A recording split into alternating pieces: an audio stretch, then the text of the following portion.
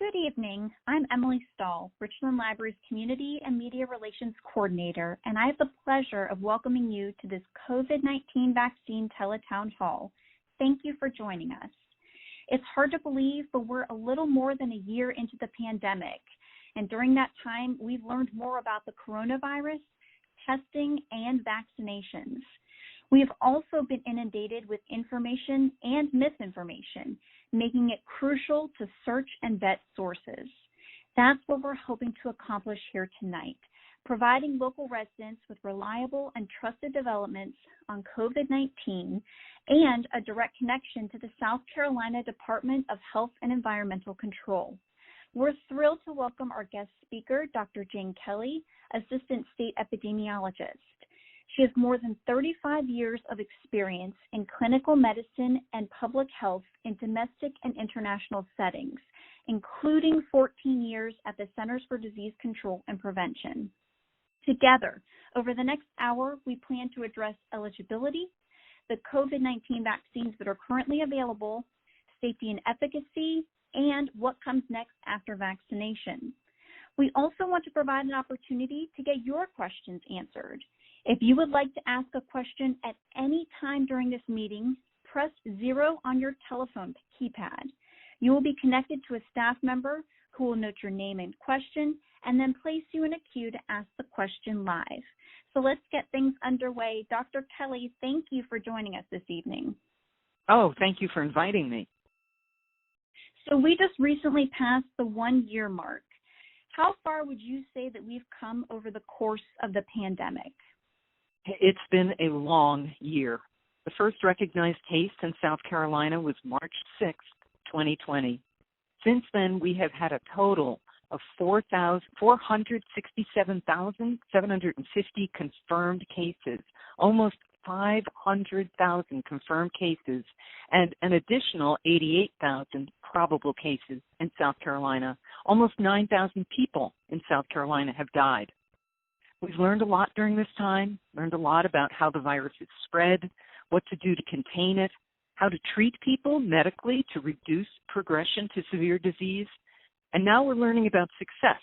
We are learning about reducing cases, hospitalizations, and deaths with vaccination and with other interventions. Would you say that COVID-19 will have a permanent presence in our lives? You know, of course, we will never gain back the loved ones lost. And in that sense, this year will have a permanent presence in our hearts and minds. I don't have a crystal ball, but I do think that once this acute pandemic phase is controlled by vaccination, the threat of severe disease and death will greatly lessen.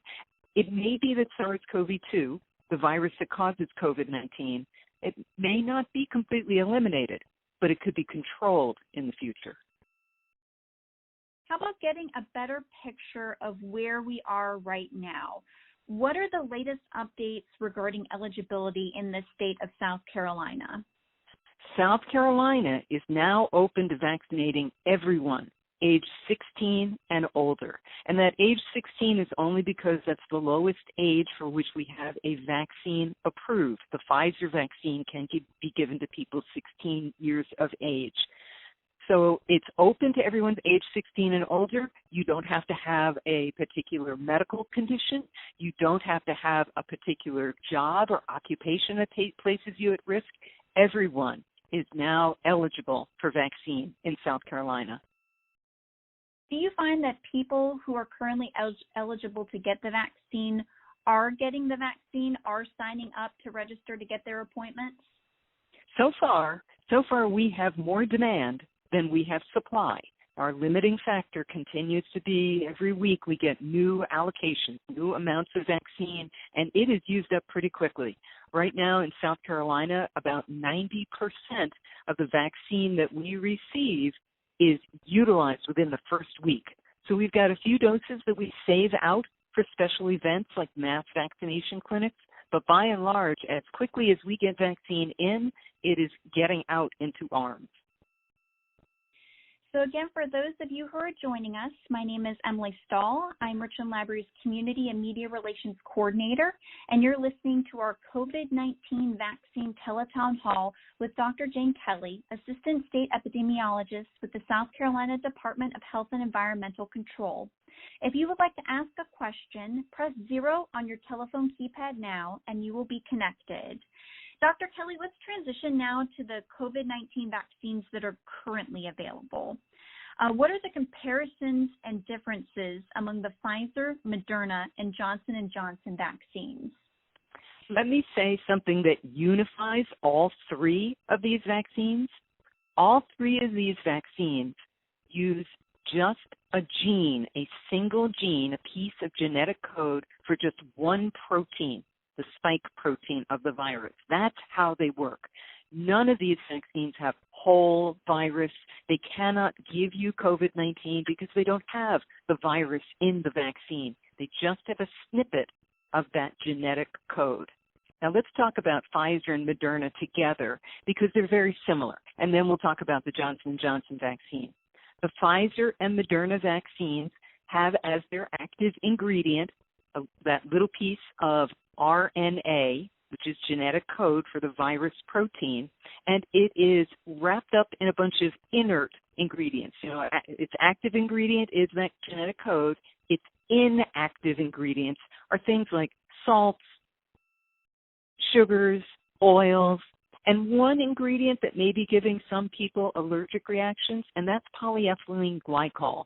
Now, polyethylene glycol is a common ingredient in, for example, over-the-counter laxatives, but some people are allergic to it. And if they're allergic to it, they can't take the Pfizer or Moderna vaccine. How effective are these vaccines? They are highly effective. Both Pfizer and Moderna have been when they were studied in their phase 3 studies in 2020, were found to be 95% effective in preventing symptomatic disease. Now, that's extraordinary. It is a rare vaccine that has that level of effectiveness. The Johnson & Johnson vaccine is a little bit different. It is a little bit different in that it also uses the genetic code for the spike protein, for that one protein in the virus, has no live virus, no attenuated virus, but it's got a little bit different inactive ingredients. It contains a weakened common cold virus, because the common cold virus is very good at getting into your respiratory system. So it's almost like a delivery truck carrying the genetic code for the COVID-19 virus into the cells. It also has inactive ingredients that are just salts, sugars, fats, and it doesn't have polyethylene glycol. So people who are allergic to that can get this vaccine. It has something else called polysorbate 80, which is a common ingredient found in foods, in ice cream and in salad oil. And I think it's important that people realize that none of these vaccines have mercury, aluminum, preservatives, antibiotics, eggs, adjuvant, all the things that people are sometimes worried about in vaccines. None of these vaccines have those ingredients. And the Johnson & Johnson vaccine was 85% effective in preventing severe disease. I understand that's a little less, sounds like, than Pfizer and Moderna, who I said were 95%. But the most important thing to know is that all three of these vaccines are 100% effective in preventing hospitalization and death. So if you want to stay out of the hospital, stay out of the morgue, any of these vaccines will give you that. What about side effects? Are we seeing any sort of side effects as a result of receiving any of these vaccines? Yeah, let me talk about side effects in sort of three categories. One is the symptoms that are temporary that you have after you get vaccinated. Most people report they have at least one symptom that they experience, not the day they get vaccinated, but the next day, because that's when your immune system really starts responding to the vaccine. It's, revving up, making antibodies, making cells in the immune system to fight off this virus. Most people will feel some tenderness, some soreness at the site of the vaccination. That's no surprise. And, that occurs with other vaccines as well. Again, it's a sign that your immune system is doing what it's supposed to do. But commonly people have some other symptoms as well, such as feeling fatigued, headache, maybe achy all over. Some people have had some chills and fever, especially after the second dose, if you get the 2-dose vaccine. It's important to remember that these symptoms are temporary. They're usually mild to moderate, which may mean for some people that they prefer to get a vaccination on a day before, say, the weekend, so that they can sleep late on Saturday morning if they're not feeling great. And it's also important to remember that if you do experience these things, you can take Tylenol, you can take ibuprofen, you can take something for these symptoms. They're temporary.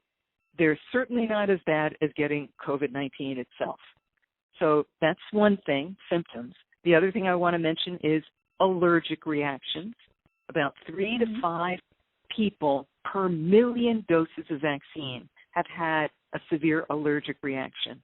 Not something that put them in the hospital, but something that caused them to be wheezing or short of breath, so that they needed to be treated with medication.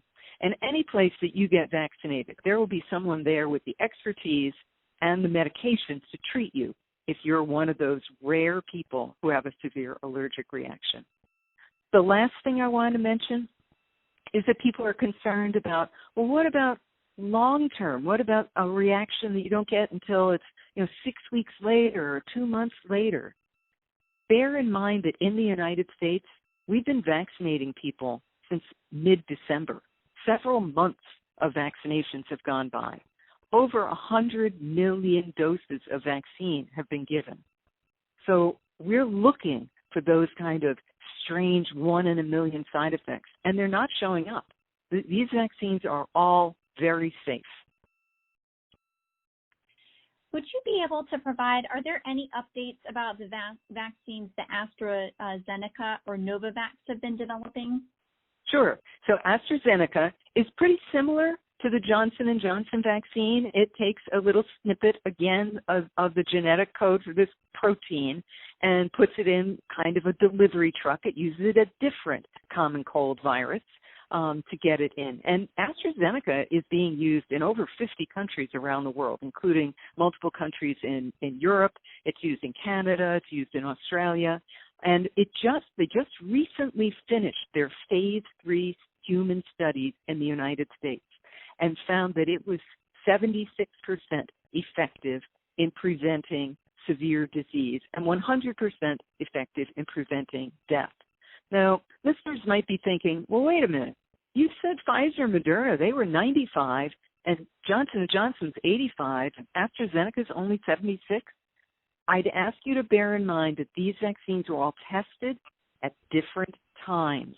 AstraZeneca has been tested during a time where we have these variants that are circulating, the South African variant, the Brazilian variant, the British variant, and that makes it a little bit more challenging. So I would consider any of these vaccines highly effective, highly efficacious.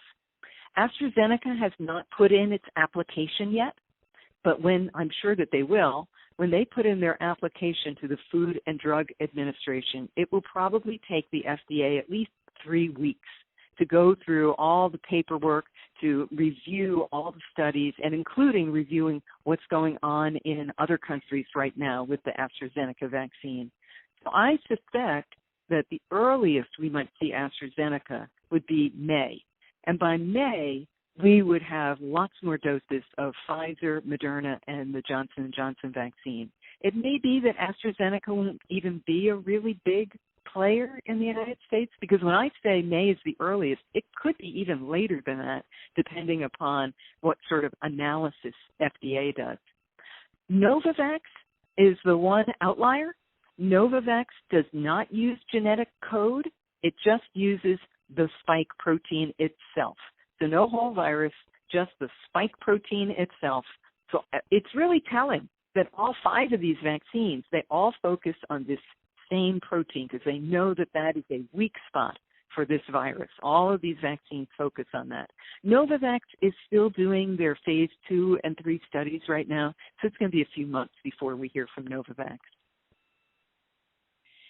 Again, thank you for joining us today. My name is Emily Stahl. I'm Richland Library's Community and Media Relations Coordinator, and you're listening to our COVID-19 Vaccine Teletown Hall with Dr. Jane Kelly, Assistant State Epidemiologist with the South Carolina Department of Health and Environmental Control. If you would like to ask a question, press 0 on your telephone keypad now, and you will be connected. And Dr. Kelly, we're going to go to the phones. Alfonso has a question. He's asking about which arm you should be able to get the vaccination. I'm going to allow him to speak. Alfonso, what's your question? Yes, I was just wondering, should I get the second shot in the same arm? Because after the second day, I did feel a little stiffness. So should I switch arms? It doesn't matter in terms of the vaccine working. So, it doesn't matter which arm you get it in, whether it's the same one or the other one. And the symptoms you get in your arm, it's really more because your total body immune system is reacting. So I don't think there's going to be a difference whether you get it in the same arm or a different arm. What I usually tell people is get it in your non-dominant arm. Like if you're right-handed, get it in your left arm so that, you're not hurting every time you try and use your right arm to do something. Our next question comes from B. She has a question in regard to the vaccination and health issues. B, go ahead and ask your question.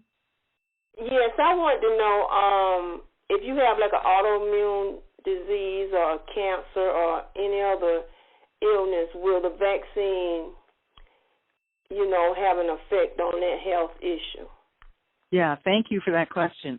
In the phase 3 studies, they made sure that they included people who had HIV, they had people who had heart disease, kidney disease, diabetes, and a few people with autoimmune disease, but not very many. So we didn't have a whole lot of information in the beginning about how effective. But now, with over 100 million people having received vaccine, we have more information. Number one, it looks like it's safe for someone who has an autoimmune disease. And when I say autoimmune, just for our other listeners, I mean things like lupus or rheumatoid arthritis, sarcoid. Those are all autoimmune conditions. It is that all 3 of these vaccines are safe if you have an autoimmune condition. However, they might not take as well. They will offer some protection, but the protection might not be as high as that 95% I was talking about in the beginning, just because, the immune system is a little different, especially if people are on special medication. So if you have an autoimmune condition and you're on medication for it, you should talk to your rheumatologist. You should talk to your doctor who's prescribing that medication, because sometimes there are like little tricks. Like, this is the timing. If you're getting, for example, IV medicine, infusions in your vein, sometimes they'll say you should get the dose of vaccine, at 2 weeks after this medication or 4 weeks after that medication. So it's a smart idea to talk to your doctor and make sure the timing of it is good. But these vaccines are safe. They do work in people who have autoimmune conditions, but to be perfectly honest, they might not work as effectively, but they will at least reduce your chances of severe disease. Reduce it so that maybe all you would get if you were exposed would be mild symptoms. Our next question comes from Dee, asking about additional doses of the vaccine. Dee, go ahead and ask your question. Yes, I'm hearing that if you take the Pfizer vaccine, that you will have to take a third dose because that one will only last for 6 months. Well, that's not quite right. What we know is that the Pfizer vaccine and Moderna vaccine, for that matter, we know that they're good for at least 6 months. But you have to think about, how do they know that? Well, remember, they started studying, getting it into volunteers as early as June of last year. So they've got 6 to 8 months worth of information on those people. And they know that antibodies to those vaccines last at least 6 to 8 months. So that it's not a matter of you probably will need a third vaccine. It's a matter of we don't know because we haven't had enough time to know, will these vaccines be good for years? They might be. They might be like a tetanus shot where you get one dose and you're good for 10 years before you need a booster. We don't know yet. What we do know is that if you get 2 shots of Pfizer, 2 shots of Moderna, or 1 shot of the Johnson & Johnson vaccine, your antibodies, your immune system will last for months. Only time is going to tell whether it's going to last for years. We think so. We think we have good evidence that will last a long time. The other unknown is, what about these variants? If things start to change and we get more variants, it might be like the flu, where we need a different flu shot every year. It might get to the point where once a year we need a booster. But we're not there yet. We don't know that yet. Well, thank all of you for your questions. Dr. Kelly, let's move on to the safety and efficacy of the COVID-19 vaccines. Can people who are vaccinated still catch or spread COVID-19? This was a big concern in the beginning. We didn't know, and we were very worried that a person could get vaccinated, get exposed to the virus, pick it up, not know it because they have no symptoms, and be contagious and spread it for others. What we have found out very recently is that, yes, it's possible, but it's rare. Getting vaccinated, once you're fully vaccinated, and by that I mean at least 2 weeks after your second shot for the 2-shot vaccines, or two weeks after the Johnson & Johnson vaccine. Once you're fully vaccinated, your chances of getting COVID-19, even with no symptoms, decreased 90%. So yes, it is still possible to get, if you're vaccinated, to catch it and spread it, but the chances of that are very, very small.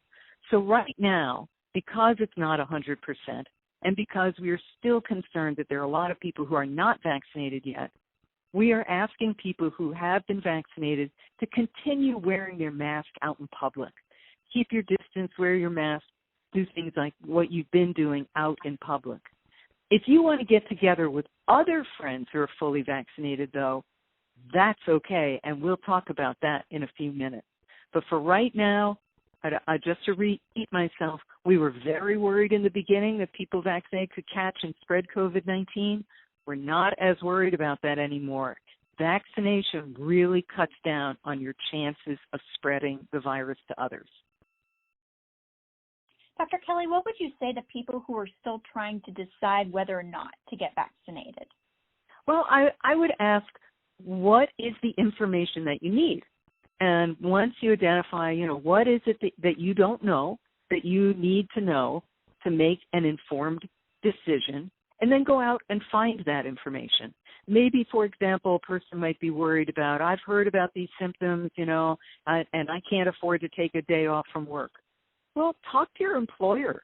A lot of employers are offering time off before, that does not cut into your sick leave, because they can take a tax break if somebody took time off for COVID-19. Other times people are thinking, well, I don't know anybody who's been vaccinated. Well, do you know we've had more than 2 million doses of vaccine given in South Carolina? You probably do know somebody who's been vaccinated. Ask around and find someone who's been vaccinated and ask them, why did you do it? What was your reasoning? Why did you want to get vaccinated? And what did you experience? I think, people who are still trying to decide have to think, all right, I understand in the beginning being in the I want to wait and see camp, when it first came out and there were a lot of unknowns. But we've got so many people who've been vaccinated. You have to ask yourself, what is it that you are waiting to see? Because maybe there's information, maybe there are facts out there that you could get. For example, if you were worried about, is it safe in pregnancy? Well, we do have good data now to show that these vaccines, any of these 3 vaccines, are safe in pregnancy. So if you're trying to decide, it's a good thing to question and be skeptical and make sure you have all the facts, all the information you need. But if there's still things you wonder about, to ask questions, to do things like you're doing tonight, join an information session and ask your question. That's great advice. And again, for those of you just joining us, my name is Emily Stahl. I'm Richland Library's Community and Media Relations Coordinator, and you are listening to our COVID-19 vaccine tele-town hall with Dr. Jane Kelly, Assistant State Epidemiologist with the South Carolina Department of Health and Environmental Control. If you would like to ask a question, press 0 on your telephone keypad now, and you will be connected. And Dr. Kelly, we're going to go to the phones again. Jackie has a question regarding the second dose of the vaccine. Jackie, will you go ahead and ask your question? Let's see. Looks like we lost Jackie. We have a question from Shantae. Shantae has a question. Should you take pain relievers before or after your second dose? We do not recommend taking pain relievers before the dose, and here's why. Number one, the symptoms that a person may get, and not everybody gets symptoms after they're vaccinated, but if you're going to get symptoms, it's not the day you get vaccinated. It's only after hours, maybe 12 hours later or the next day that you might start to get symptoms. The reason you don't want to get pre-medicated, you don't want to take medications ahead of time, is it might interfere with your immune response. So the immune response is more than just making antibodies. There are a bunch of different pieces that go into it. And part of it is when you're given the vaccine, your body sends out a signal to what I think of as the immune system first responders. And those first responders go to the scene of where you got your vaccine, where you got your shot, and they start a process to stimulate the rest of your immune system. You might accidentally block that partially if you took ibuprofen ahead of time. So we recommend after you get your vaccine, if you start to get symptoms then, don't suffer. Go ahead and take something, but don't take it ahead of time. You don't want to interfere with the vaccine's interaction with your immune system. Our next question comes from Sandra. She wants to know what happens after you test positive for COVID-19. Sandra, go ahead and ask your question. If you have a positive coronavirus test, do your body and it becomes negative later on, does your body naturally build up antibodies to this virus? Yes, it does. So if you get COVID-19 and you recover from it, your test goes negative, your body still, your immune system still remembers. So by that I mean you do have antibodies to the SARS-CoV-2. You do have other immune system responses, things called memory cells. But we still recommend you get the vaccine because the vaccine is engineered to give you even higher levels of antibodies than natural infection. So if you had COVID-19 before, you do have partial immunity, but you'd like that immunity to be even stronger. And that's why we recommend getting the vaccine even if you had COVID previously. Our next question comes from Jerry. He has a question about other vaccinations in regard to the COVID-19 and getting your COVID-19 vaccine. Jerry, go ahead and ask your question.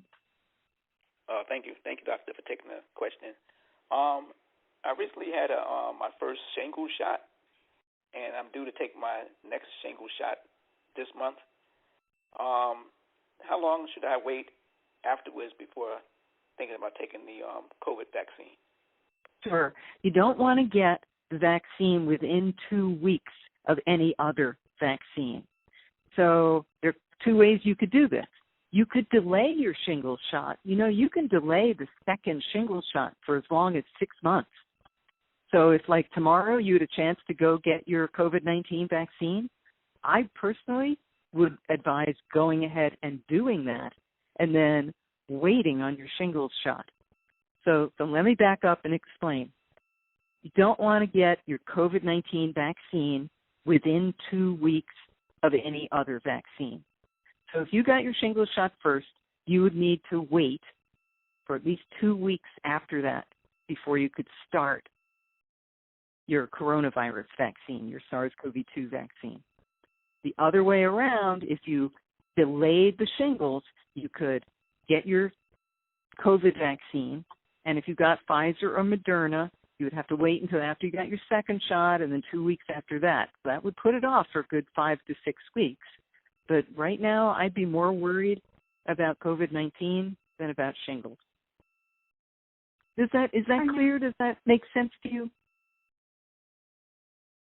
Our next question, Dr. Kelly, comes from Angela.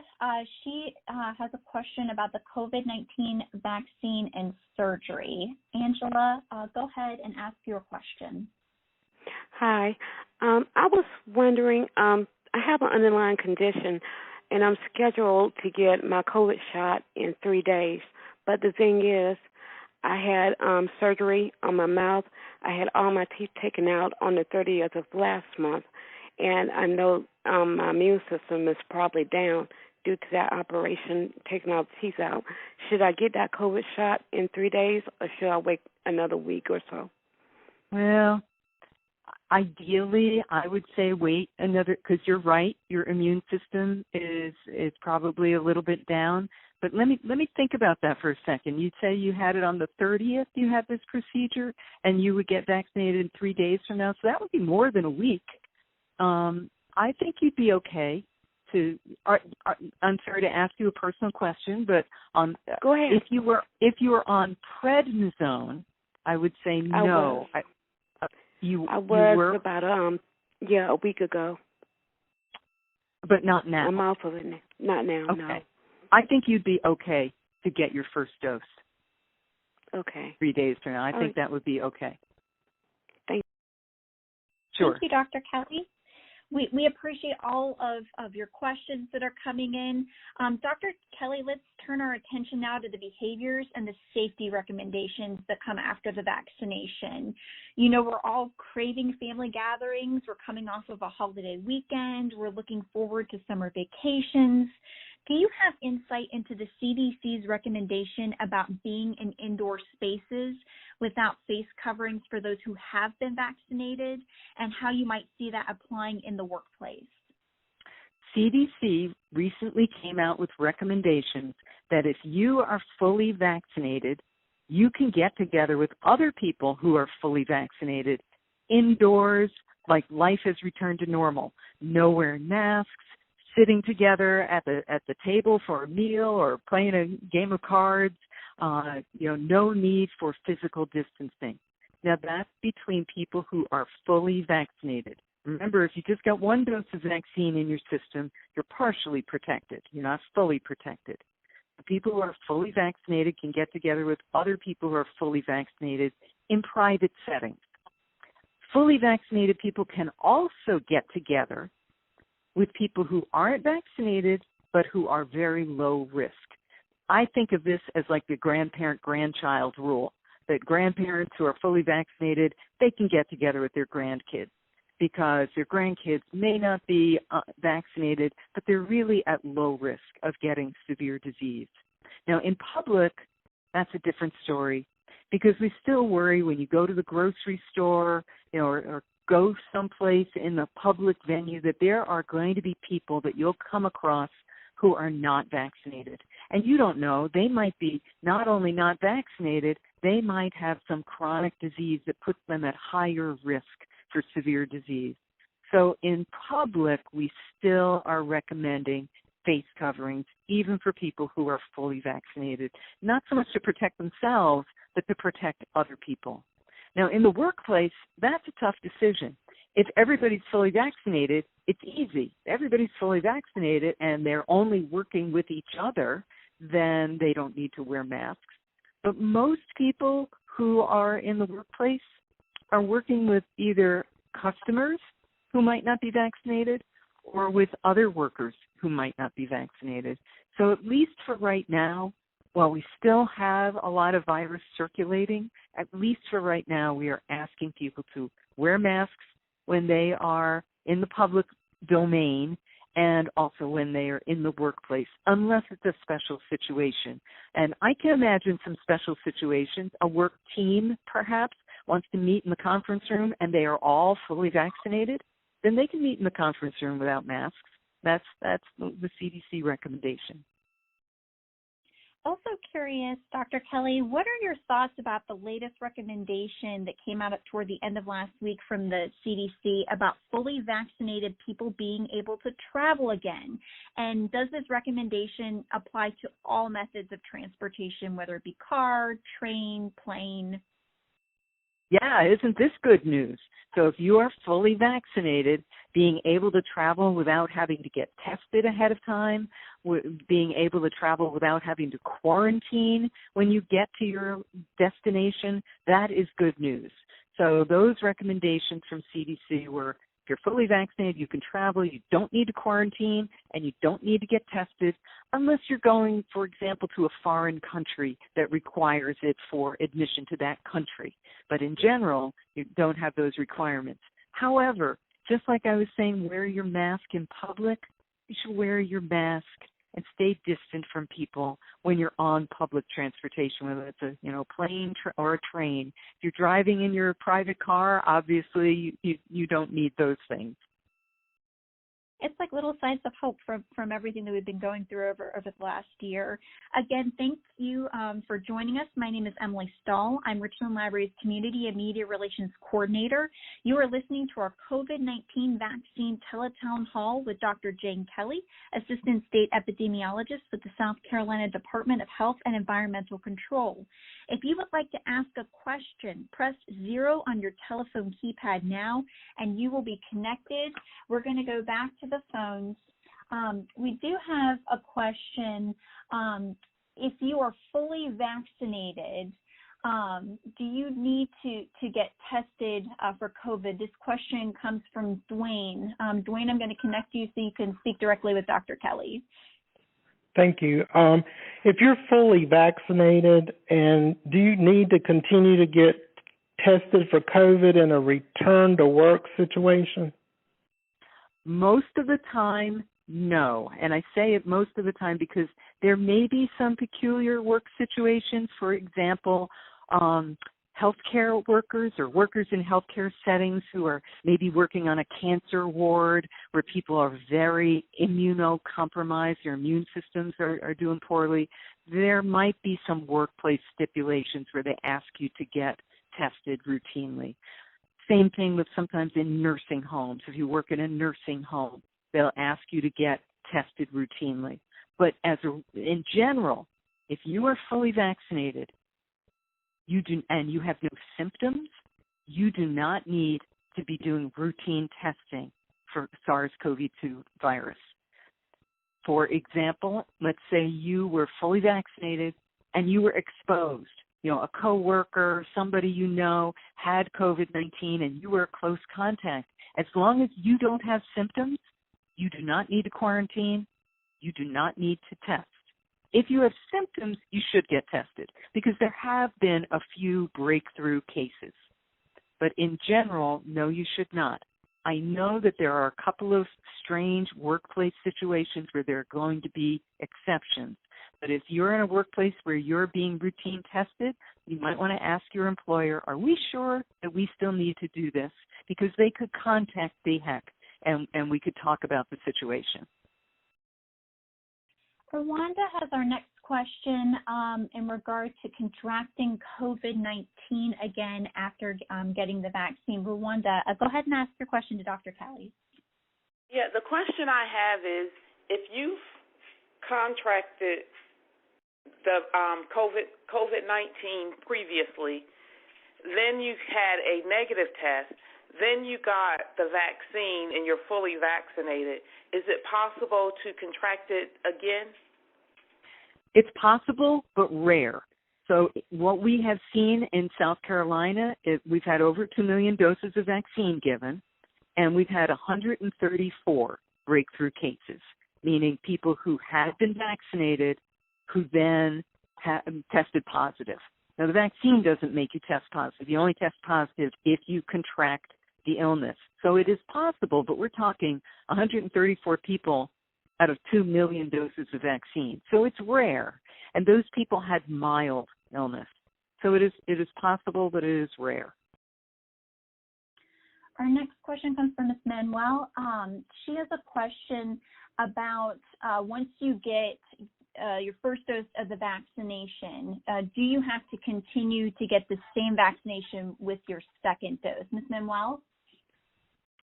Yes. Hi, Dr. Kelly. Well, Hi. My question was, once you complete your first and second dose, if that's what you get, Pfizer, Moderna, and we have to get a booster in the future, and I don't know if you can answer this, do you have to continue with the same type that you started with? Just say a year from now, if you have to get a booster, do you have to continue with the same one you initially got? Probably not. But we still don't know whether we'll need boosters. We might not need boosters, but probably you would not need to continue with the same one. But let me just build on this question a little bit. In general, if you started with Pfizer for your first dose, you want Pfizer to be your second dose. Same thing, if you started with Moderna, you want to get Moderna as your second dose. You don't want to mix and match. But looking into the future, if there are boosters that are needed in the future, you probably will not need to stay with the same vaccine brand. Our next question, Dr. Kelly, comes from Candace. She has a question regarding FDA approval in the vaccine. Candace, go ahead and ask your question. Hi, yes. I was wondering, what's the difference between FDA authorization and FDA approval? Oh, I'm so glad you asked that question. So there are two different things here. Right now, these three vaccines that we've been talking about, they are released under emergency use authorization. So they are authorized for use.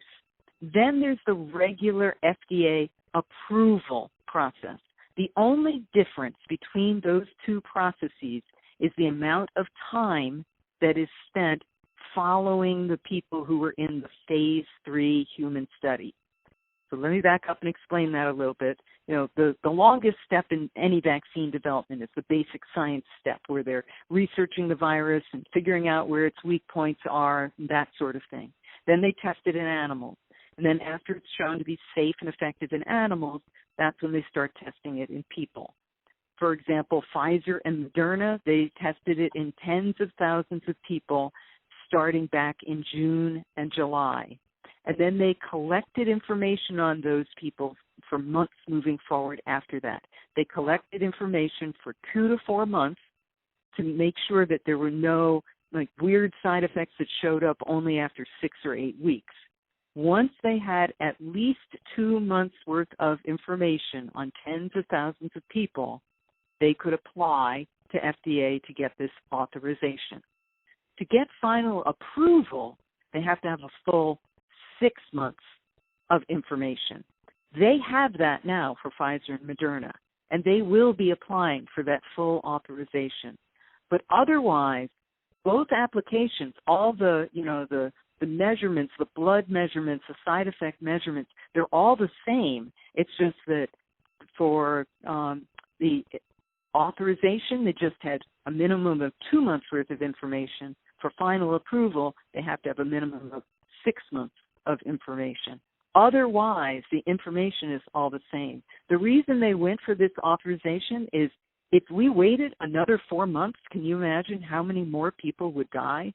So that's why they went for this emergency use authorization. The only difference between full approval and this authorization was the amount of time it was followed. They'll all be applying for that full authorization. And I think when we look at what's going on in the nation as a whole and what we've seen, I'm pretty confident that they will receive that full approval. Our next question comes from Margie. She has a question about a delay in the time receiving the second dose of the vaccine. Margie, go ahead and ask your question. Yes, I had my first Pfizer shot when I was in the nursing home on January the 7th, and it was delayed for the second shot till February the 5th. Was it still effective because it was 21 days after you're supposed to get the second shot? Yes, ma'am. It will still be effective. The Pfizer vaccine, you're supposed to get the second dose 3 weeks after the first, and Moderna, you get it 4 weeks after the first. But the key is you don't want to get it too early. You don't want to get it earlier than 3 or 4 weeks.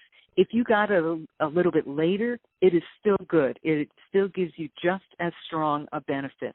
So don't worry if you get rescheduled or your second dose vaccine wasn't given exactly on time. It is fine for that to delay it. It will still be highly effective. Our next question comes from Minnie. She has a question regarding once people are vaccinated, who is most at risk? Minnie, go ahead with your question. Thank you. If a fully vaccinated person is in the frequent presence of a person that hadn't been vaccinated, who is at most risk? There is a small chance that the person who is fully vaccinated could be exposed to the virus, pick it up, not have symptoms, and be contagious for, not forever, but for 7 or 10 days, and transmit that virus to the unvaccinated person. Now, that's a small risk, but it is a real risk, and that's why we're telling people to be cautious, even if you're around people who are not vaccinated. So the risk would be to that person who is not vaccinated. That's why we want to get everybody vaccinated as soon as we can. Again, for those of you who are joining us, my name is Emily Stahl. I'm Richland Library's Community and Media Relations Coordinator. You're listening to our COVID-19 vaccine tele-town hall with Dr. Jane Kelly, Assistant State Epidemiologist with the South Carolina Department of Health and Environmental Control. If you would like to ask a question, press 0 on your telephone keypad now, and you will be connected. Dr. Kelly, are there any updates on possible vaccines for children? Yes, we have good news on that front. Just recently, Pfizer has announced, just in a press briefing, so we don't have all the results yet, but they have announced that they have tested their vaccine in children aged 12 to 15 and found it was 100% effective in preventing SARS-CoV-2 infection. They had 0 kids in that age 12 to 15 age group who got COVID-19 after being given the vaccine. So that's very good news. They will be submitting an amendment to their emergency use authorization. So they don't have to go through this huge approval process again. It's an amendment in which they demonstrate, yes, in this age group, here's the safety profile. We had no problems with safety in this vaccine for these children, and this is how effective it was. So I think by this summer, if not earlier, we will have vaccine available for age 12 to 15. And I know Pfizer, Moderna, and Johnson & Johnson, they are all working to test vaccine in younger age groups, down to as young as 6 months. It may be a while before we have vaccine for that 6 months to 11 years of age, but it's possible that we would have that even by this fall. Dr. Kelly, our next question is coming from Manuel in regard to variants and the vaccine. Manuel, go ahead with your question. Hi, doctor. There is a question about, we know that the vaccines are successful with different variants, but I heard about there is a variant from Brazil, particularly from Manaus. I think it was Harvard that it released it. I'm not sure if this vaccine is actually works with this Brazilian strength or not. Yeah, thank you for that question. So there are several different variants that are circulating. And just to mention some of the other ones, is the one that's sometimes called the British variant. We definitely have that here in South Carolina. There's another one that's sometimes called the South African variant. We definitely have that here in South Carolina. We have not detected the Brazilian variant here, but I wouldn't be surprised if it crops up in South Carolina. It is in other places in the United States.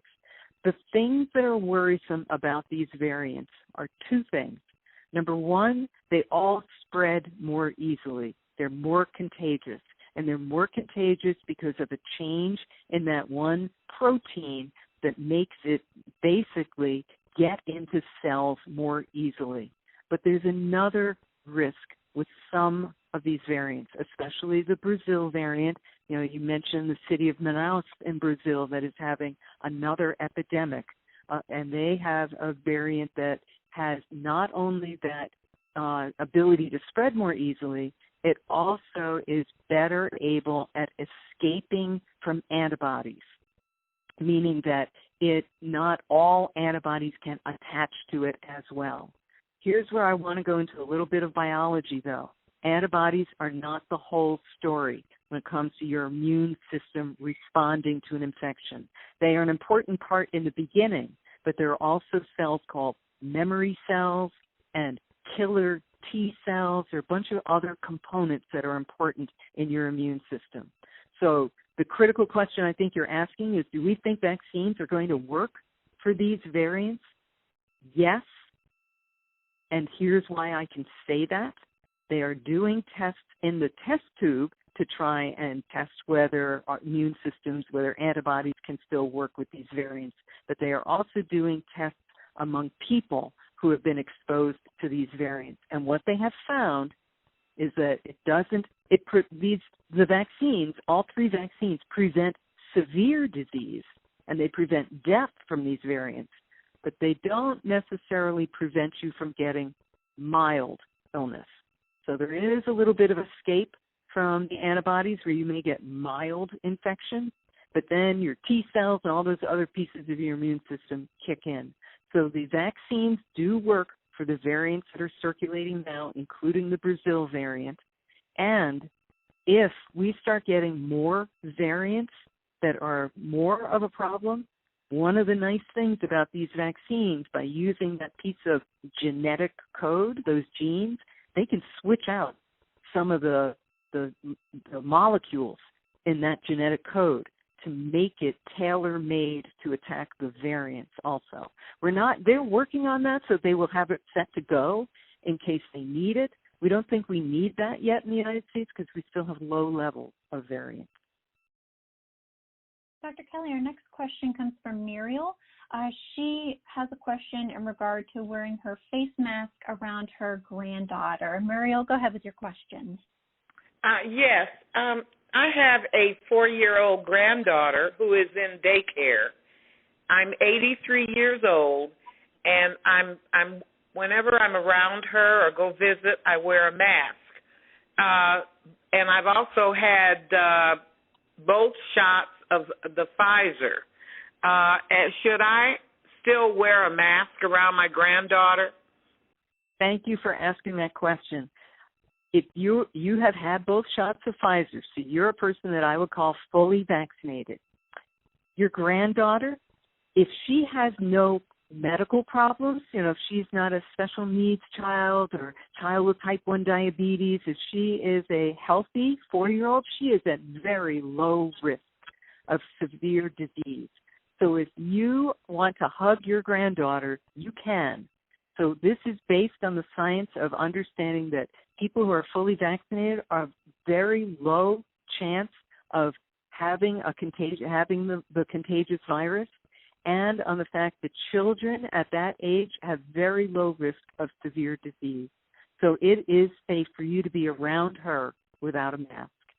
And I would, if people are still puzzling over this, I would recommend looking at the CDC recommendations. You can just Google, CDC fully vaccinated guidelines, and they've got a bunch of different examples of what you can and cannot do. Our next question comes from Gloria. She has a question about scheduling an appointment and availability. Gloria, go ahead with your question. Yes, good evening. My question is the vaccine available in South Carolina for ages 16 to 40 years old, and where can you get it, if so? It is available for everybody age 16 and up. Now, if you're 16 or 17, you can only get the Pfizer vaccine. The other vaccines are approved for 18 and up. There are 2 ways that you can search for vaccine. One way is to go on our DHEC website at the VAX locator. That's VAX locator, LOCATOR. And in fact, if you just Google VAX locator, it'll pop up. But the exact URL, hang on, I'm going to bring it up on my computer so I'm sure that I give it to you correctly. You go to, VaxLocator, VaxLocator .dhec, DHEC .sc.gov. That page will say on it, find location by zip code. You can put your zip code in there, press the search button, and it'll give you a long list of all the different places where vaccine is available to you. Places like CVS, Harris Teeter, some private doctors' offices, some medical centers, a number of different places. So you can begin there to find a place where you can make an appointment. But I'm going to give you a second suggestion, because this other one I find personally a little bit easier to use. And this one is something called, I'm going to give you the URL. It is C as in cat, V as in Victor, A as in Apple, S as in Sam, .dhec, DHEC, .sc.gov. So CVAS, DHEC, SC.gov. And it too has a list of available appointments. So I just pulled it up on my screen, for example, and it has a list of Abbeville County Health Department, Beaufort Health Department, DHEC office in all these different places, mobile clinics, a number of different places throughout the state. Now, this is not complete. These are just some of the locations, but it's an easier way to use. And you can click on the place that interests you, and it'll take you to that clinic. You can answer a few questions like whether you're 18, is this your first dose, and then you click on the place, and it'll say, okay, we've got appointments open Thursday, April 8th. And you click on it, and it'll say, okay, which time do you want? And in fact, I'm doing that right now, and there are lots of appointments available. So again, that's cvas.dhec.sc.gov. Thank you for those resources, Dr. Kelly. And speaking of time, the time has gone by really quickly. We want to take a moment to thank you for joining us and providing information on the COVID-19 vaccine. Dr. Kelly, if people would like to get in contact with you directly, how can they do that? Thank you for asking that. Please, if you have further questions, please email me, because if you have a question, many other people do as well. So it helps me understand what learning needs are out there or what information we need to get out to people. So I'm going to give you my email address. It is Kelly, Kelly, J as in Jane, M as in Marie, the number 1 at DHEC, DHEC.sc.gov. That's my email address. You're more than welcome to email me, and thank you for participating tonight. Yes, we want to thank all of you for joining us for this presentation tonight. If your question has not been addressed, please stay on the line to leave a message, and we will return your call in the coming days. Also, we wanted to let you know a recording of the COVID-19 vaccine tele-town hall will be posted on the library's website, richlandlibrary.com, later this week. Please consider sharing it with others. Thank you again for joining us. We hope you found this hour helpful. This concludes our call. Stay safe and healthy.